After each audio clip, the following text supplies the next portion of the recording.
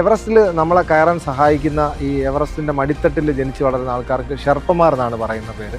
ഈ ഷെർപ്പമാർ ഈ ഉയരത്തിൽ ജനിച്ച ആൾക്കാരായതുകൊണ്ട് തന്നെ അവർ ശാരീരികമായിട്ട് നമ്മളിൽ നിന്ന് വളരെ ഡിഫറെൻ്റ് ആയിട്ടുള്ള ആൾക്കാരാണ്. അവരുടെ രക്തധമനികളുടെ വലിപ്പം കൂടുതലാണ്, അവരുടെ ബ്രെയിനും തലച്ചോറും തമ്മിലുള്ള ഡിസ്റ്റൻസ് കുറവാണ്, കൂടുതൽ ബ്ലഡ് പമ്പ് ചെയ്യാൻ വേണ്ടിയിട്ടാണ് ഇങ്ങനെ പ്രകൃതി അവരെ സൃഷ്ടിച്ചിരിക്കുന്നത്. അതുകൊണ്ട് തന്നെ അവർക്ക് എവറസ്റ്റിൻ്റെ മുകളിൽ ഓക്സിജൻ ഇല്ലാതെ വരെ എത്താൻ സാധിക്കും. എവറസ്റ്റ് ക്ലൈംബ് ചെയ്യുന്ന സീസൺ മാർച്ച് ഏപ്രിലാണ്. ആ സമയത്താണ് നല്ല വിൻഡോ ഉള്ളത്.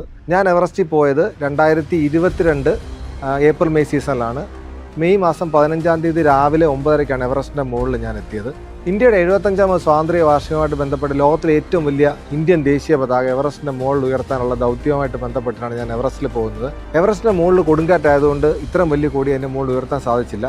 അതിൻ്റെ താഴെ 26,000 അടിയിൽ 7,800 മീറ്ററിൽ എവറസ്റ്റിൻ്റെ ക്യാമ്പ് 4-ലാണ് ഈ വലിയ കൊടി ഞാൻ പ്രദർശിപ്പിച്ചത്. അതൊരു ലോക റെക്കോർഡാണ്.